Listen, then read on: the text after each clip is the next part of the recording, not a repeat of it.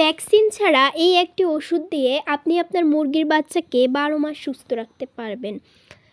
আসসালামু আলাইকুম, মাসিয়াত সাইকা আছি আপনাদের সাথে। বন্ধুরা, আপনাদের উদ্দেশ্যে নতুন একটি ভিডিও নিয়ে চলে এসেছি। আশা করি এই ভিডিওর মাধ্যমে আপনারা উপকৃত হবেন এবং খুব সুন্দর একটি টপিক। অবশ্যই মনোযোগ সহকারে পুরো ভিডিওটি দেখবেন ধৈর্য ধারণ নিয়ে।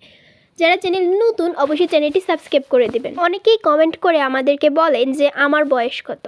আসলে যারা রেগুলার ফ্রেন্ড তারা জানেন যে আমি খুব ছোটোবেলা থেকেই মুরগি পালন করে থাকি। আমরা মুরগি পালন করি, মুরগির সম্বন্ধে কোনো বিষয় বুঝতে অসুবিধা হলে অবশ্যই সেটি আমাদেরকে কমেন্ট করে জানাবেন, অন্য কোনো কমেন্ট করবেন না। আমরা মুরগি পালন করি, মুরগির বিষয়ের উপরে আপনারা কমেন্ট করবেন, অন্য কোনো কমেন্ট আপনারা করবেন না। আপনারা সবাই দেখেন যে এটা মুরগির চ্যানেল, অবশ্যই মুরগির উপরেই কমেন্ট করবেন। কথা না বাড়িয়ে চলে যাই মূল আলোচনায়। আসলে মুরগির বাচ্চা আমাদের গ্রাম অঞ্চলে কিন্তু সকলেই পালন করে থাকেন। আমাদের মা বোনেরা, বিভিন্ন আন্টিরা সকলেই কিন্তু মুরগির বাচ্চা পালন করে থাকেন, কিছু লাভের আশার জন্য পালন করেন। মুরগির বাচ্চাকে পালন করতে হলে অবশ্যই ভ্যাকসিন দিয়ে পালন করতে হবে, আর না হলে প্রাকৃতিকভাবে পালন করতে হবে। দেখা যায় ভ্যাকসিনগুলো প্রয়োগ করতে হয় ছোটো বাচ্চার ক্ষেত্রে ড্রপের সাহায্যে, আর বড় মুরগির ক্ষেত্রে দেখা যায় ইনজেকশনের মাধ্যমে পুশ করা হয়। কিন্তু আমাদের গ্রাম অঞ্চলের যারা মুরগি পালন করেন তারা এই ঝামেলা থেকে দূরে আসতে চান, মানে কোনো ভ্যাকসিন প্রয়োগ করতে চান না। কারণ ভ্যাকসিনটা দেখা যায় আনাটা, তারপর প্রয়োগ করা, এটা একটা কষ্টসাধ্য ব্যাপার, যার ফলে তারা ভ্যাকসিন না প্রয়োগ করে মুরগির বাচ্চা পালন করে থাকেন। আবার দেখা যায় কোনো ওষুধও প্রয়োগ করেন না কিংবা কোনো প্রাকৃতিক চিকিৎসাও করেন না, যার ফলে দেখা যায় মুরগির বাচ্চাগুলো অসুস্থ হয়ে পড়ে, রোগ প্রতিরোধের ক্ষমতা বৃদ্ধি হয় না, মুরগি অল্প বয়সে কিন্তু মারা যায়। আমরা কিন্তু নিজেরাও ভ্যাকসিন ছাড়া মুরগির বাচ্চাকে পালন করে থাকি, তবে এটা কিন্তু অবশ্যই মানতে হবে ভ্যাকসিন ছাড়া পালন করতে হলে অবশ্যই কিছু ওষুধ কিংবা কোনো প্রাকৃতিক চিকিৎসার মাধ্যমে মুরগির বাচ্চাকে চিকিৎসা করতে হবে। কেননা আপনাদেরকে আগেই বলে দিয়েছিলাম যে মুরগির বাচ্চাকে দুইটি ভাগে পালন করা যায়, একটা হচ্ছে কৃত্রিমভাবে, একটা হচ্ছে প্রাকৃতিকভাবে। আর অবশ্যই আপনারা যদি মুরগির বাচ্চাকে ভ্যাকসিনের ঝামেলা দূর করতে চান, ভ্যাকসিন দিয়ে না পালন করতে চান, তাহলে অবশ্যই আপনারা এই ওষুধটির সাহায্যে আপনারা মুরগির বাচ্চাকে পালন করতে পারবেন।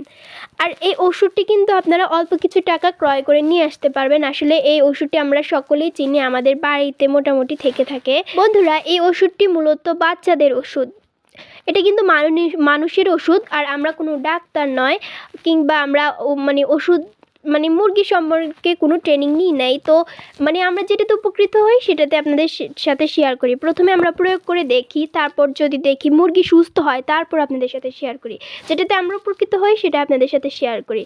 আসলে এই ওষুধটা আমরা মূলত সবাই কম বেশি চিনি, আর এই ওষুধটির নাম হচ্ছে র্যানোভা সিরাপ। তো অনেকে অবাক হচ্ছেন যে এটা হচ্ছে র্যানোভা সিরাপ, এটা দিয়ে কী করে মুরগির বাচ্চাকে সুস্থ রাখা সম্ভব। আসলে ভ্যাকসিন না করে এই একটি ওষুধ দিয়ে আপনি আপনার মুরগির বাচ্চাকে ভালো রাখতে পারবেন 12 মাস।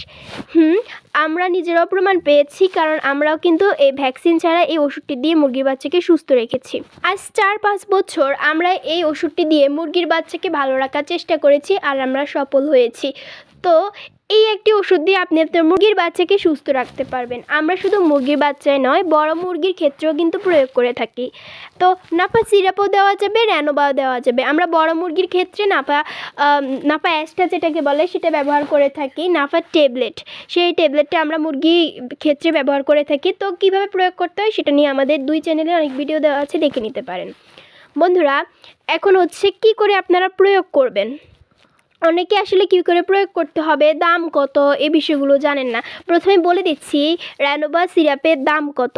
র্যানোভা সিরাপের দাম 35 থেকে 40 টাকা দিয়ে আপনারা ক্রয় করতে পারবেন। সর্বপ্রথম ছিল 20 টাকা, তারপর থেকে বাড়তে বাড়তে 35 টাকা হয়ে গেছে, এখন 40 টাকা, এক জায়গায় এক রেট। তো সেখান থেকে ক্রয় করে নিয়ে আসার পর আপনার মুরগির বাচ্চা যখন ফুটবে, আপনারা আগের নিয়মকানুনগুলো মেনে নেবেন। যদি না জানেন তাহলে চ্যানেলের ভিডিও আপনারা দেখে নিতে পারেন যে মুরগির বাচ্চা ফুটার পর কী করতে হয়। বন্ধুরা, অনেকে মুরগির বাচ্চা ফুটার পর দেখা যায় খাবারের সাথে লাইসোবিটটা ব্যবহার করেন, মাইক্রোনিটটা ব্যবহার করেন। তো আমরা এই 2টি ওষুধের পরিবর্তে আমরা এই র্যানোভা সিরাপটা ব্যবহার করে থাকি। এখন প্রশ্ন হচ্ছে যে মুরগি অসুস্থ হলে দিব নাকি মুরগি যখন সুস্থ থাকবে তখন থেকেই দিব। মুরগির বাচ্চা যখন সুস্থ থাকবে তখন থেকে আপনি এটি প্রয়োগ করতে হবে। যদি অসুস্থ হয়ে পড়ে তখন যদি আপনি ওষুধ প্রয়োগ করেন তাহলে দেখা যাবে এই ওষুধের কোনো কার্যকারিতা দেখা যায় না। সেজন্য আপনাদের মুরগি যখন সুস্থ থাকবে তখন থেকে আপনারা দেওয়ার চেষ্টা করবেন।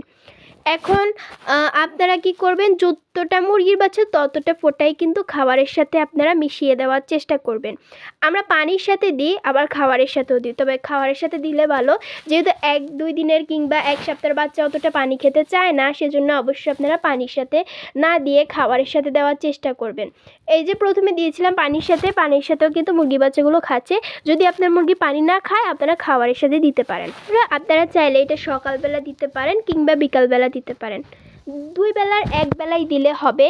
আর অবশ্যই আপনারা সপ্তাহে 5 দেওয়ার চেষ্টা করবেন। মুরগির বাচ্চা ফোটার পর 4-5 দিন ভালো থাকে, তারপর দেখা যায় মুরগির বাচ্চা এক জায়গায় জিম ধরে বসে থাকে, চোখ বন্ধ করে ঝিমায়। মুরগির বাচ্চা দেখা যায় শরীরে জ্বর, তারপর দেখা যায় মুরগির বাচ্চা ঝিমিয়ে থাকে, কিচকিচ করে ডাক দেয়, ঠান্ডা লাগে, এই যে যেমনটা স্ক্রিনে দেখতে পাচ্ছেন। এরকম অবস্থা যখন দেখা দিবে তখনই বুঝবেন যে আপনার মুরগির বাচ্চা ঠান্ডা লেগে গেছে। এমন তো অবস্থায় আপনারা অবশ্যই এই রেনোভা সিরাপটা মুরগির বাচ্চার উপর প্রয়োগ করতে হবে। বন্ধুরা, আপনারা যদি আগে থেকে প্রয়োগ করে থাকেন তাহলে কিন্তু মুরগির বাচ্চা এসব রোগে আক্রান্ত হয়ে পড়বেন না। মূলত এইসব সমস্যা কেন হয়? ব্রুডিং ম্যানেজমেন্ট না ভালো হলে, আর অবশ্যই মুরগির বাচ্চা যদি ঠান্ডা লেগে যায় তখন এই সমস্যাগুলো কিন্তু মুরগির বাচ্চার হয়। মুরগির বাচ্চার যদি এরকম সমস্যা হয়ে যায় তখন দেখা যায় মুরগির বাচ্চা টিকানো অসম্ভব হয়ে পড়ে। আর তখন যদি আপনি প্রয়োগ করেন ওষুধ, তখন কিন্তু অত কাজে লাগবে না যতটা আপনারা আগে থেকে প্রয়োগ করলে কাজে লাগতো। অবশ্যই আপনাদের বলি, আপনারা প্রথম থেকে মুরগির বাচ্চাকে এই সিরাপটা দেওয়ার চেষ্টা করবেন। তখন থেকেই দেখবেন এইসব সমস্যা, যেমন মুরগির বাচ্চা ঝিমানো, কিচকিচ করে ডাকা, এক জায়গায় জিম ধরে বসে থাকা, চোখ বন্ধ করে ঝিমানো, ইত্যাদি ইত্যাদি সমস্যা এগুলো হবে না ইনশাআল্লাহ। বন্ধুরা, এই একটি ওষুধ দিয়ে কিন্তু আপনার মুরগি সুস্থ থাকবে। এটা কিন্তু প্রয়োগ করা অত কঠিন কোনো বিষয় না। খাবারের সাথে দিয়ে দিবেন, ড্রপের সাহায্যে দিতে পারেন 1 ফোঁটা 1 ফোঁটা করে। আর যদি আপনারা খাবারের সাথে না দিতে চান, পানির সাথে দিয়ে দিবেন, তাও মুরগির বাচ্চা অনুযায়ী। তো এটা কিন্তু প্রয়োগ করা অত কঠিন নয়। যদি আপনার কাছে এই ওষুধটি প্রয়োগ করা কঠিন লেগে থাকে তাহলে আপনারা ভ্যাকসিন প্রয়োগ করতে পারবেন।